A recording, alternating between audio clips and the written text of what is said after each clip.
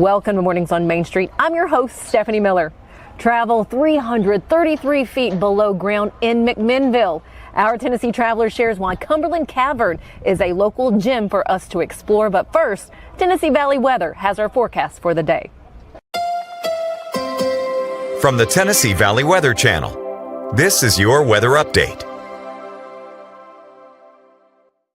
Hey folks, happy Monday. Hope you're having a nice day so far. No Monday blues as far as forecast is concerned. Check out this pattern through today. Starting out the day in the 50s, but we'll get back to the upper 70s and probably lower 80s when all is said and done with it. That's pretty much all there is to talk about. Besides some clouds, a beautiful way to start our work week. Cooling back down tonight into the 50s once again. I don't think we'll see quite as many 40s as we're continuing a warming trend as we head into tomorrow. A very similar story.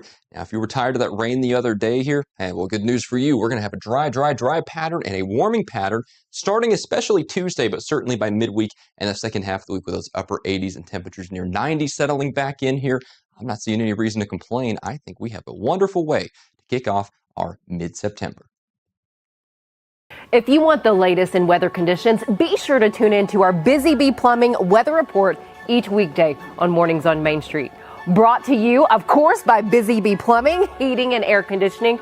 We will keep you updated on the latest conditions outside, like severe weather, heat, snow,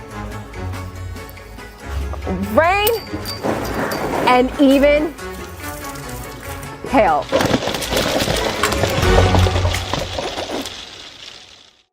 Deep in a forest at Nashville Zoo, new creatures here for you to view. Phantoms graced in black and white swing high in trees of dappled light. In rocky crags, tall and steep, small antelopes with nimble feet. A wise old man with beard of white, a sentry perched on stony height. Amidst it all, a hunter lies, with coat of gold and steely eyes. A new adventure just for you. Leopard Forest at Nashville Zoo. Open now.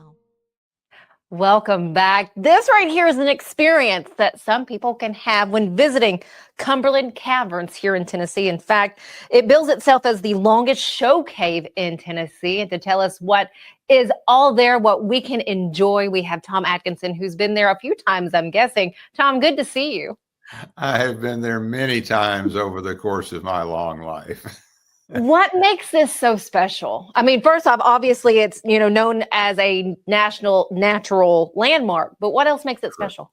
It is for Nashvillians or for Tennesseans, it's accessible. Is one thing. It's just a little bit outside of McMinnville, Tennessee. Mm-hmm. It's quite popular in the caving community, people who really like going to commercial caves and people who do wild caving. But I think it's a treat just because it's by itself. It's not like Mammoth Cave with an understandably large number of people coming to it every year. Cumberland Caverns is just frankly more manageable in my eyes as a visitor location. The cave itself is just huge. It's wonderful and diverse. And you can enjoy it several ways. How can we enjoy it? For those of us who don't go to caves often, I mean, I've been to a few, but for those who are not cave goers regularly or they don't do the activities, what will they enjoy? Well, most people are going to be walkers. They're not going to do anything like this lady in the photograph is doing. What is she doing? Well, she's on one of the wild tours, as they're called in the industry. And she is emerging from a formation called the birth canal. So she's bending and stooping and creeping and crawling. Most people don't want to do that. The most popular tour at Cumberland Caverns is called the Discovery Tour. Mm-hmm. And it takes 90 minutes. It does require climbing steps. The pathways are very good, but they're in a 90-minute period. You're going to go up and down about 350 stairs. So you need to be mobile enough to do that. Now, a lot of people are going to say, darn, that sounds like a lot. If you're in reasonable shape, yeah, that's really not that big a deal. But if you can't negotiate steps, that does not keep you from going to Cumberland Caverns, because they have another tour called the Cardwell Mountain History Tour that covers some of the same ground as the Discovery Walk tour, but it has no stairs involved. There are some inclines, but I think almost anybody who can walk the mall is going to have a good time on that Cardwell Mountain History Tour. And you really learn a lot about the geology of caves and the history of this part of Middle Tennessee. So this is definitely a place right now where you can go and chill off during these summer months, but it is open year round. It is open year round. And, once you step out of the outside elements and you're in this 57-degree environment, you see some astounding things. For instance, on the Cardwell Mountain History Tour, you pass by and look into the volcano room. The volcano room is 200 feet long. It is 60 feet tall. Dangling in the middle of the volcano room is a 15-foot tall crystal chandelier.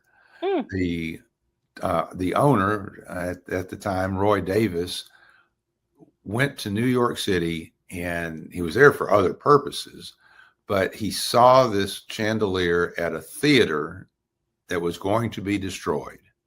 The building was being razed, and he said, in essence, I'll buy that chandelier.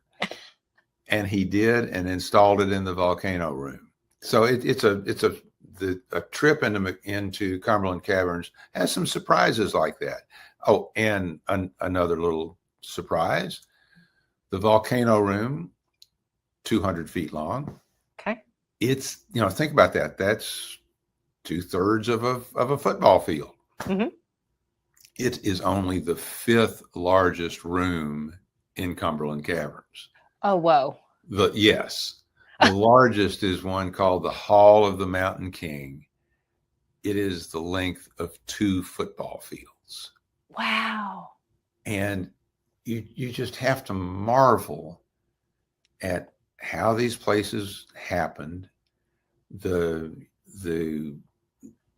creation over absolute millions of years, with the limestone.